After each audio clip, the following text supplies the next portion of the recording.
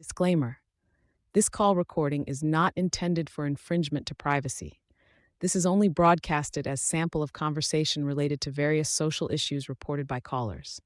This call has been recorded as reference to views of various callers and is truly original without any staging or pre-rehearsed script. No private identification of caller is disclosed. This clip should not be re-uploaded by any other person without prior permission from us. Thank you. Hariom. Hariom गुरुदेव प्रणाम। मंगल। कौन? गुरुदेव बोल रहा हूँ गुरुदेव। कहाँ से? हिमाचल से। बोलिए। गुरुदेव जैसे मैंने पूछना था जैसे गुरुदेव हम तो जैसे पंडित ब्राह्मण परिवार से ही है ना। अच्छा। लेकिन जैसे आगे मतलब मैरिज वगैरह की वो किसी और कास्ट में की थी। किस कास्ट में की है मैरिज? वो है यादव। यादव मतलब कहाँ के यादव हैं? यूपी के हैं, बिहार के हैं, झारखंड के हैं? नहीं हिमाचल के ही। तो हिमाचल के यादव क्या वैश्य में आते हैं, शूद्र में आते हैं? यज्ञोपवीत होता है नहीं होता है क्या?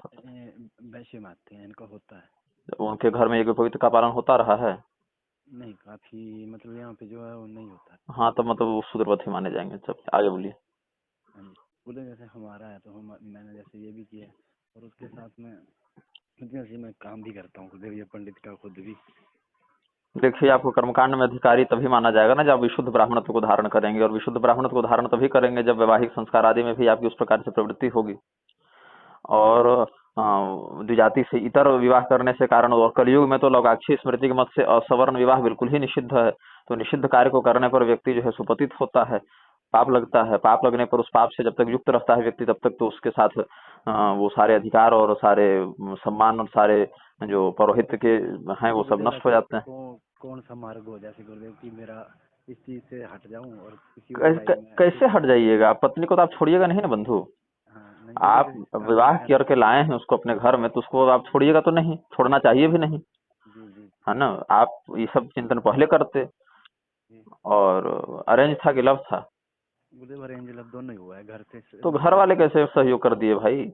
माता पिता नहीं थे फिर। ओ हाँ, तो फिर वो जो माता पिता नहीं थे तब तो अरेंज नहीं कर लाएगा उस प्रकार से। अब घर के अन्य लोग तो क्या आप पर दबाव डालेंगे? वो सोचेंगे कि इसके माता पिता हैं नहीं तो मैं क्यों इसमें फंसने जाऊं आज की पीढ़ी में। तो अन्य उपाय के लिए आपकी कुलदेवी कौन है? जैसे हमारे यहाँ गांव में ही है, जैसे चामुंडा बोलते हैं, पराशर गोत्र है हमारा। अच्छा। चामुंडा और ऐसे लोकल भाषा में पंचपीठ भी बोलते हैं। हाँ। तो चामुंडा देवी की आप आराधना कीजिए इस संकल्प के साथ कि ब्राह्मणों के लिए जो पुरोहित कर्म है उसमें हम अनधिकृत हो चुके हैं, इसके लिए हमको कोई वैकल्पिक आजीविका का प्रबंध कीजिए। क्या पढ़ाई लिखाई किए हैं और आप कुछ क्या योग्यता है? मैंने शास्त्री किया है और उसके साथ बीएड वगैरह और बस इस तरह। तो बीएड वगैरह किए हुए हैं तो कहीं टीचिंग लाइन में फॉर्म भरिए ना बंधु। उसी के लिए तो ऐसे मतलब परिवार माहौल ही ऐसा बन गया कि उसमें फंसना पड़ा। अब जब से पता लगा तब से मेरे दिल में यही है। बताइए, नई उम्र में आप लोग गलती कर लेते हैं, फिर हम लोग क्या इसमें समाधान दे पाएंगे? हम लोग भगवान तो है नहीं कि आपको शुद्ध कर दें और आपको कर दें। जी गुरुदेव, एक और बात पूछना था। जैसे गुरुदेव इसमें यज्ञ प्रीत हुआ है जैसे मेरा, तो उसमें मेरे को गायत्री अपने वगैरह का अधिकार वो भी नहीं है ना? आप अपने पुत्र को नहीं दे पाएंगे गायत्री अब, क्योंकि आपका पुत्र ब्राह्मणी के गर्भ से उत्पन्न नहीं होगा, या हुआ होगा तो नहीं हुआ है अब। यहाँ तक कि अगर वो क्षत्रिय या वैश्य कन्या भी होती जिसके यहाँ कुल परंपरा में यज्ञोपवीत चल रहा होता अभी तक, तो हम कोई विकल्प सोच सकते थे, लेकिन यहाँ तो उनके कुल में भी यज्ञोपवीत अब समाप्त हो चुका है, तो विकल्प भी नहीं सोचने के लिए स्थान बचा मेरे पास। हमारे पास रोज ऐसे 10-20 फोन आते हैं और मुझे बड़ा कष्ट होता है सुनकर कि कैसे जा रहे हैं हम लोग। अर्जुन, आप गीता देखिए, हिंदुओं का कितना बड़ा धर्म ग्रंथ है। गीता भगवान ने अपने श्रीमुख से स्वयं कही है, ये भी नहीं कि कोई ऋषि महर्षि बाद में सोच साच के लिख दिए। भगवान के श्रीमुख से निकला हुआ गीता शास्त्र। अर्जुन की क्या चिंता थी? उत्साद्यन्ते जाति धर्मा कुल धर्मा से शाश्वता। वर्ण संकरता से समाज को बचाने के लिए ही अर्जुन नहीं चाहते थे कि हम लड़े। दिल में मतलब यही तो भाई आपको कष्ट नहीं, हमको भी कष्ट होता है ये सब देखकर। हमारे पितर, हमारे उनको उसको पिंड देने का अधिकार नहीं बचेगा आपके पूर्वजों को। पूर्वज तो गए और वो 2-3 पीढ़ी बाद जाते जाते कुलदेवी भी गई। तो आपकी एक गलती के कारण, एक असावधानी के कारण कितना बड़ा नुकसान हो जाता है ना बंधु। जी गुरुदेव। हाँ, इसका गुरुदेव कोई और विकल्प कोई नहीं है मतलब हम विकल्प देखिए मैं नहीं दे सकता ना बंधु, शास्त्र विकल्प देते हैं। और शास्त्र इस प्रकार के विकल्प, देखिए हर चीज का विकल्प नहीं होता ना, कुछ गलतियों का दंड होता है, प्रायश्चित होता है। और प्रायश्चित तो ऐसा नहीं है कि आप विवाह नहीं किए, केवल व्यभिचार कर लिए हैं। व्यभिचार कर लिए होते अगर कदाचित भटक के, तो उसका कोई प्रायश्चित चिंतन करके शास्त्र में खोजकर बताया जा सकता था। लेकिन चूंकि विवाह कर चुके हैं तो उसको आप ऐसे भी आप घर से निकाल नहीं सकते, और नहीं निकालना भी चाहिए, क्योंकि आप निकाल देंगे फिर वो कन्या कहाँ जाएगी? वो और भी तो 10 जगह विकृति को धारण करेगी ना, और आपके साथ विश्वासघात का भी छल होगा। क्योंकि वो कन्या जब विवाह करके आपसे आई तो ये कह के थोड़े आई थी कि हाँ 1-2 साल रहेंगे फिर चले जाएंगे, बाद में आपको ज्ञान होगा। तो तो विकल्प वहीं दिया जाता है जहां पर विकल्प के लिए संभावना छोड़ी गई हो।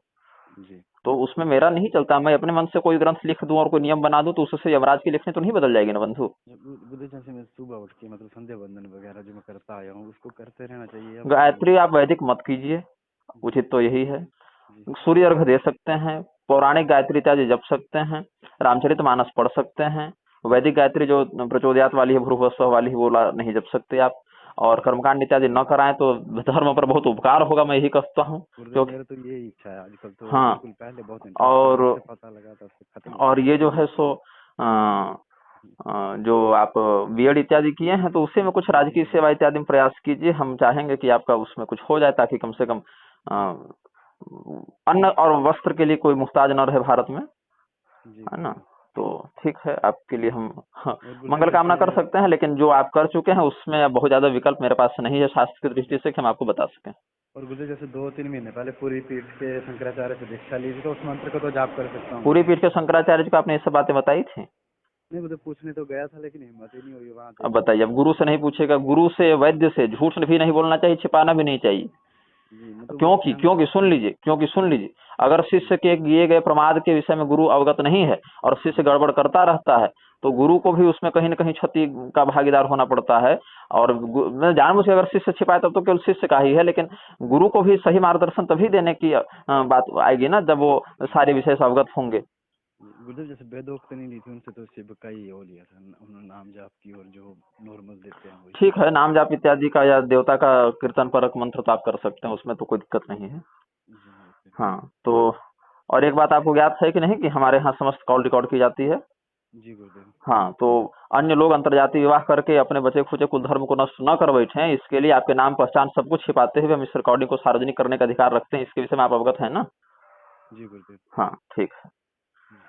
तो आपके निजी पहचान को, नाम स्थान इत्यादि को नहीं सार्वजनिक किया जाएगा, लेकिन आपके जो विषय हैं वो विषय बहुत से लोगों के हो सकते हैं और जो लोग हो सकता है अभी भटकाव की ओर आगे बढ़ रहे हो वो भटके नहीं, इसके लिए हम इस बात को आपके नाम इत्यादि को छिपाते हुए सार्वजनिक करने का अधिकार रखते हैं। जी गुरुदेव। ठीक है, ठीक। नारायण। नारायण। हेलो। हरिओम।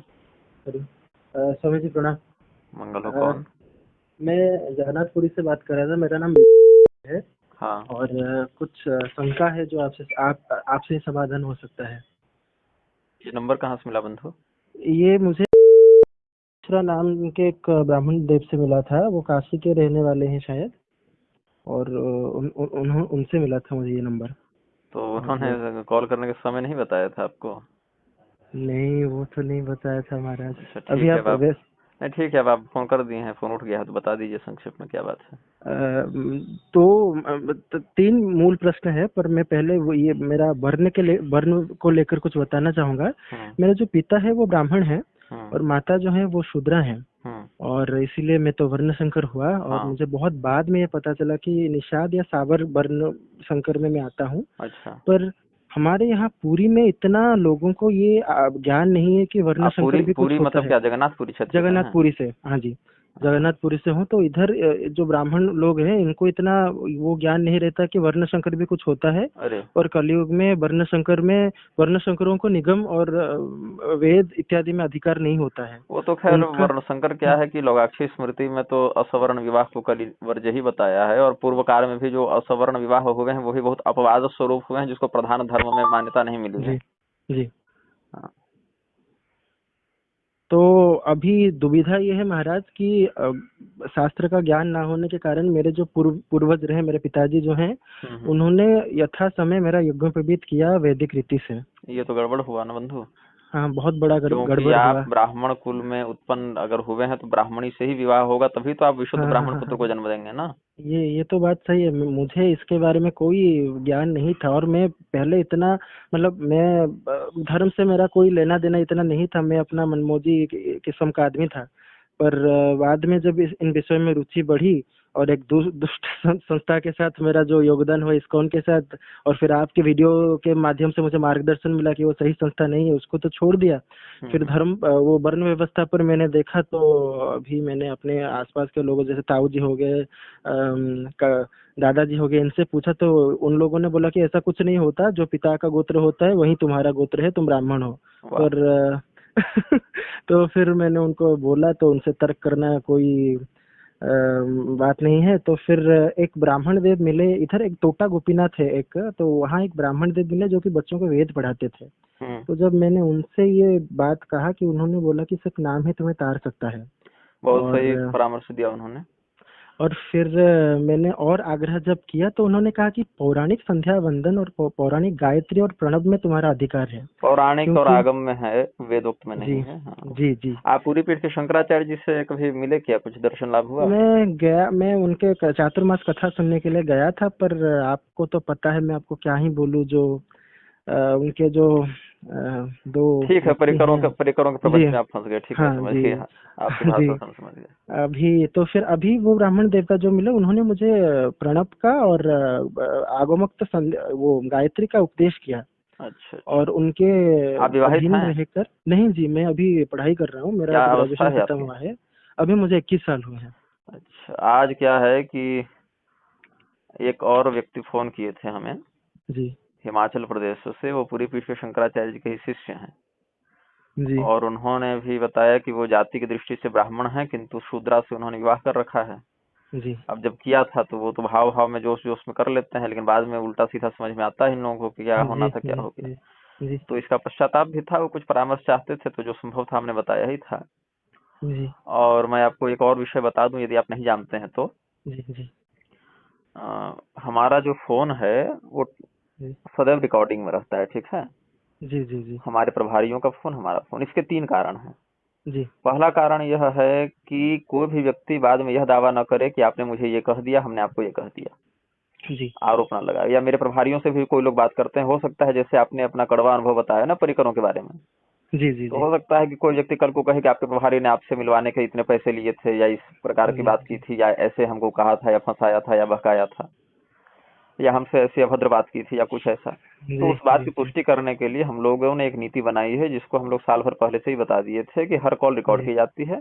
जी जी और यदि प्रासंगिक लगता है हमें, जी तो व्यक्ति की निजी पहचान को छुपाते हुए हम उस विषय को सार्वजनिक भी करते हैं। जी जी ठीक है। तो जी जिसने आपको ये नंबर दिया है, मैं 2-3 जानता हूँ, तो उसमें कौन वाले आपको नंबर दिए है तो मैं नहीं जानता। अच्छा जी लेकिन जिन्होंने भी नंबर दिया है शायद उन्होंने ये नीति नहीं बताई है आपको, तो मैं इस विषय में आपको बता देता हूँ कि वो समस्त बातें रिकॉर्ड होती हैं। हाँ, इतना हम लोग अवश्य करते हैं जी, कि मुझे ये पता है, आपके कॉल रिकॉर्डिंग सीरीज के माध्यम से ये हाँ, तो पता कि चला है आप, मुझे। क्योंकि आपने जो समस्या रखी है ना बंधु, इसका एक जी कारण जी और भी है, मैं बता दूं कि जी जी आपने जो जी जी समस्या रखी है वो बहुत लोगों की समस्या है। जी और हर व्यक्ति को व्यक्तिगत रूप से मैं समझा नहीं पाऊंगा, इतना समय नहीं होता है। जी तो जी क्या होता है कॉल रिकॉर्डिंग के माध्यम से कि आपको जो मैं बताऊंगा, या आप जो अपना अनुभव साझा करेंगे, या इसमें शास्त्रीय विमर्श जो होता है वही रिकॉर्डिंग, क्योंकि आपका नाम, पता, स्थान इत्यादि कुछ है नहीं, घर जी चेहरा जी सब सार्वजनिक है नहीं। जी हाँ, ये जरूर होता है कि कोई भी कॉल रिकॉर्डिंग स्क्रिप्टेड नहीं होती कभी, हमारी बिल्कुल जी सच्ची जी जी वास्तविक होती है। जी जी जी तो उससे क्या होता है, कई बार समान शंका वाले, समान जिज्ञासा वाले बहुत से लोगों का समाधान हो जाता है, उनका भी उद्धार होता है, हमारा भी समय बचता है। जी। हाँ। तो गुरुजी, अभी मुझे ये जानना था कि अभी जो यज्ञोपवीत हुआ है और वो हम्म। ब्राह्मण देव बोले कि अभी मेरे पिताजी नहीं रहे, 5 अच्छा। साल से उनका देहांत हो चुका है। हम्म। तो उनके देहांत के बाद ही मुझे ये सब बातें पता चली। तो उनको प्रश्न, तो मैं क्या ही करूं, वो पिता हैं। तो उन्होंने फिर ब्राह्मण देवता जी से मैंने बोला कि अभी यज्ञोपवीत तो हो गया, अभी क्या करें, हम्म। तो क्या इसे विसर्जन कर दे या क्या करे। उन्होंने हम्म। कहा नहीं, उसे धारण करो, क्योंकि पिता का आज्ञा है। तुमको तो कुछ नहीं पता था। हाँ हाँ। और सदाचार का पालन करो। अब उन्होंने तो प्रणव और आगमोक्त गायत्री का उपदेश किया, वह संध्या वंदन करो हम्म। और ठाकुर जी के प्रति आस्था रखो। हम्म। और एक बात है, उन्होंने कहा कि कुलाचार का पालन करो। तो फिर उन्होंने पूछा कि कुल के इष्ट कौन है। हाँ हाँ। तो मैं जब अपने दादाजी वगैरह से पूछा तो उनको भी कुछ नहीं मालूम। हाँ तो हाँ। आपके एक वीडियो के आश्रय से मैंने उनको बोला कि आपको वो सुनते हैं और बहुत मानते हैं। अच्छा, कौन और मानते हैं?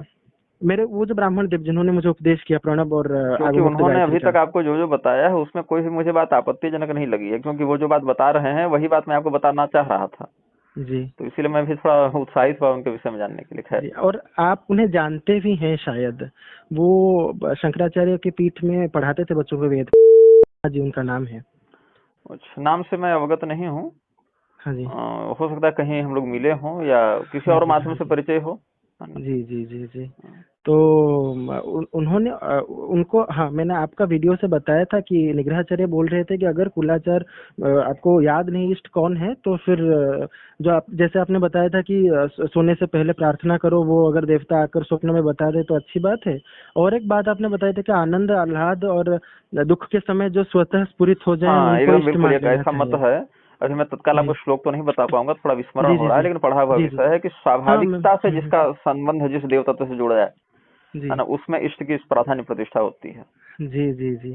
तो इस हिसाब से मैंने उनको बोला कि अब किशोरी जी से मेरा पता नहीं कैसे बहुत मुझे लगाव वो है। लगाव है। राधा कृष्ण जी युगल सरकार में उनका सेवा भी मुझे प्राप्त है। हम्म। मतलब परंपरा से तो नहीं, एक ब्राह्मण देव थे, इधर पुरी के ही रहने वाले थे।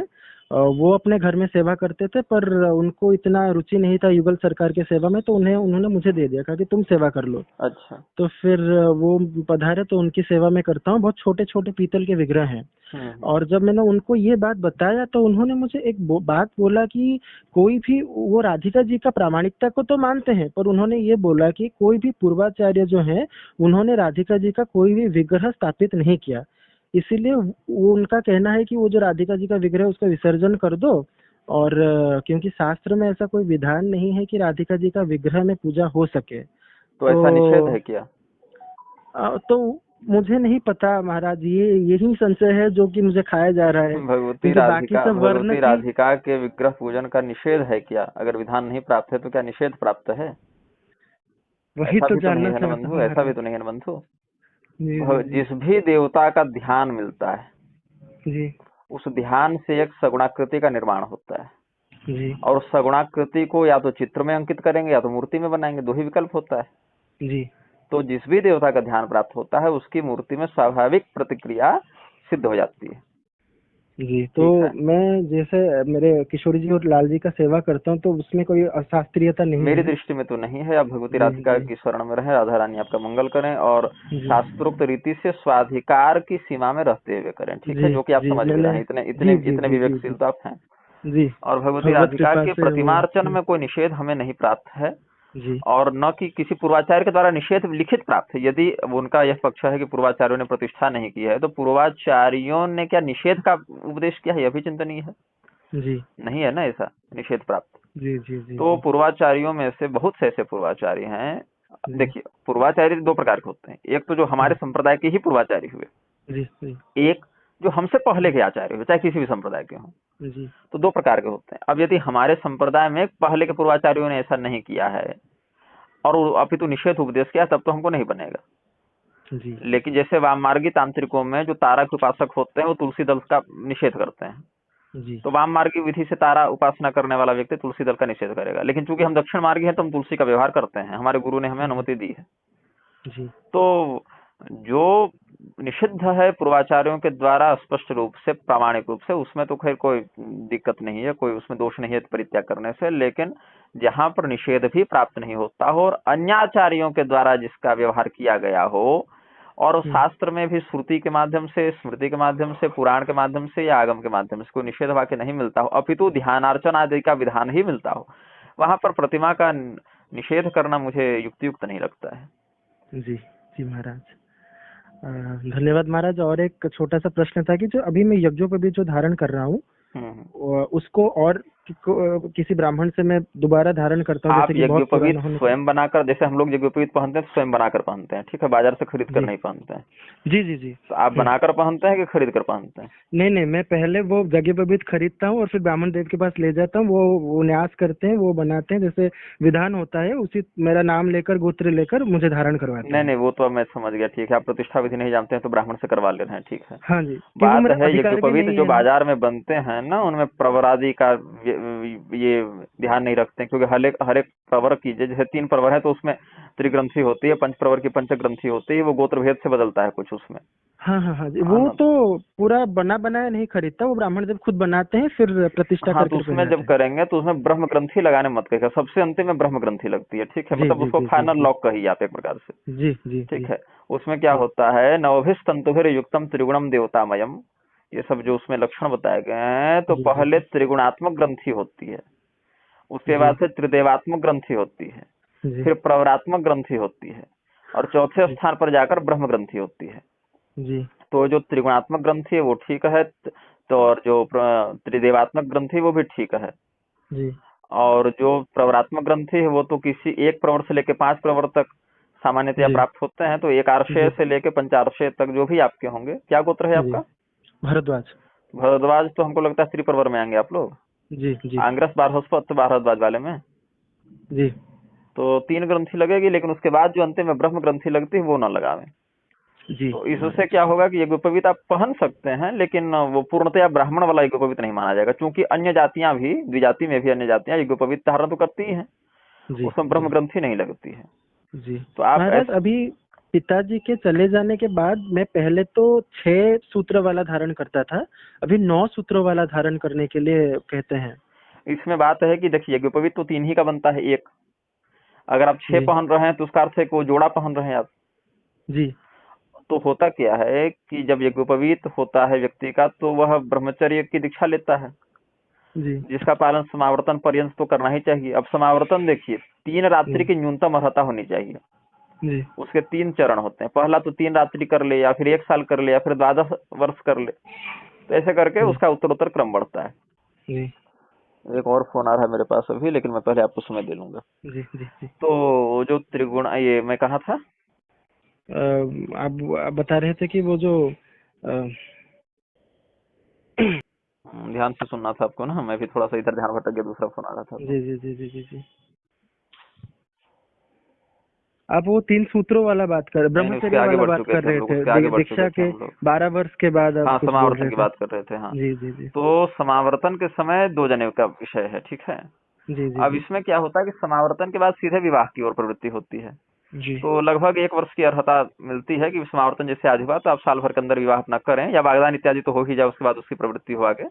हम्म, तो उसमें समावर्तन में युग्म यज्ञोपवीत का और जी स्वर्ण कुंडल का, है ना, धारेद वैणवम दंडम शोधकम च कमंडलम ऐसे करके, चाहे धारेद रुक्म कुंडलम ऐसे करके, रुक्म कुंडले, है ना, इस जी प्रकार से है। तो उसमें 2 जने पहनने का विधान है, तो 6 धागा वाला हो गया।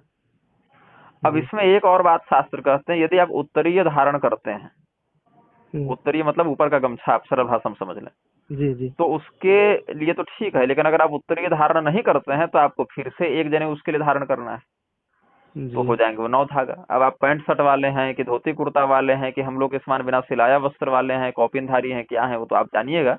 वो तो हाँ जी हाँ, लेकिन एक यज्ञोपवीत ब्रह्मचारी के लिए, समावर्तित के लिए 2, उसमें भी अनुत्तरीय के लिए 3, ऐसे होके जी उसकी संख्या बढ़ती है ना।